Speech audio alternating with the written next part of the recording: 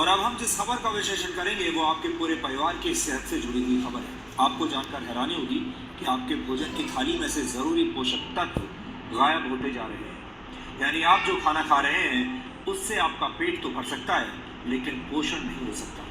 National institute of nutrition ने इसी वर्ष एक फूड कॉम्पोजिशन टेबल तैयार किया है, जिसके आधार पर इंडियन डायटिक एसोसिएशन यानी IDA ने भारतीय थाली से जुड़ा एक रिसर्च किया।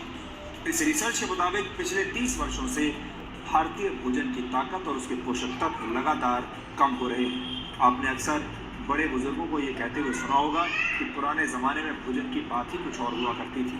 हर चीज़ शुद्ध होती थी और आपका खाना शरीर को लगता था। बड़े बुजुर्गों की ये बात अब सच साबित हो रही है।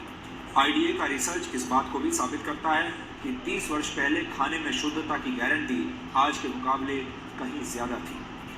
IDA के मुताबिक गेहूं में 9% कार्बोहाइड्रेट कम हो चुका है।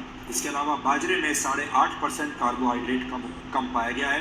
पिछले 30 वर्षों में मूंग की दाल में आयरन कंटेंट 6.12% कम हो गया है, जबकि मसूर की दाल में प्रोटीन 10% कम पाया गया।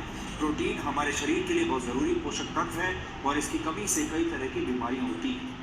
आटे और दाल के बाद सबसे ज़्यादा इस्तेमाल होने वाली सब्जियों को भी चेक कर लीजिए।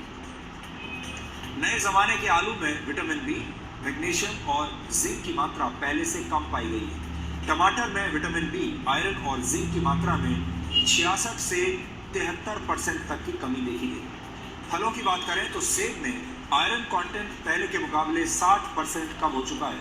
यानी लो हीमोग्लोबिन और एनीमिया से पीड़ित लोगों को सिर्फ सेब के भरोसे अब नहीं रहना चाहिए।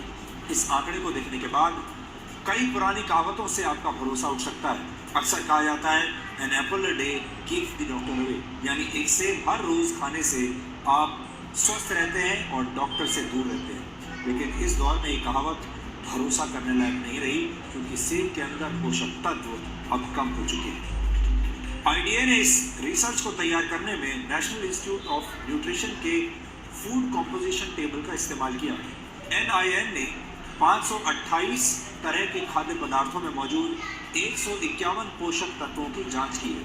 इस इंस्टीट्यूट ने 30 साल पहले भी एक फूड कॉम्पोजिशन टेबल तैयार किया था और उस समय के खाद्य पदार्थों में न्यूट्रिशनल वैल्यू आज की तुलना में काफ़ी ज़्यादा थी। एक्सपर्ट्स के मुताबिक खेतों में पैदावार बढ़ाने और फसल को बीमारियों से बचाने के लिए पेस्टिसाइड्स और खाद का ज़्यादा इस्तेमाल किया जाता है और केमिकल के ज़्यादा इस्तेमाल से भारत की मिट्टी में पोषक तत्व लगातार कम हो रहे हैं, जिसकी वजह से खेतों में उगने वाले अनाज, सब्जियों और फलों के पोषक तत्वों में भी गिरावट आ रही है।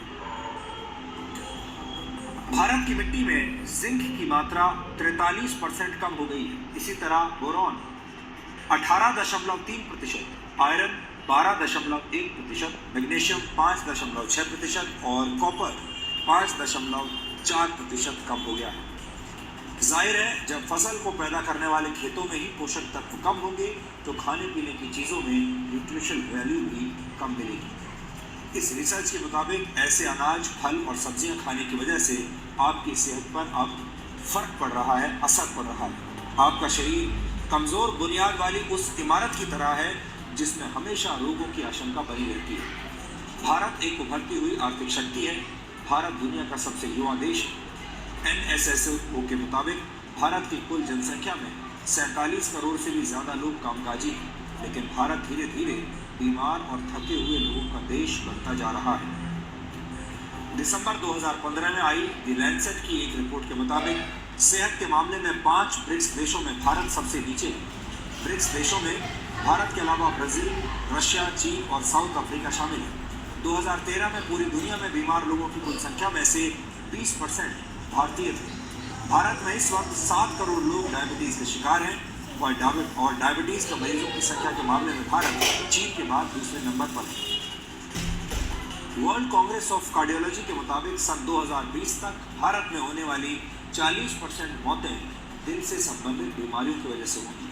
भारत में हर 10 में से एक व्यक्ति किडनी की बीमारी से पीड़ित है और ज़्यादातर लोगों को इसका पता तब चलता है जब उनकी किडनी 60% तक बेकार हो चुकी होती है।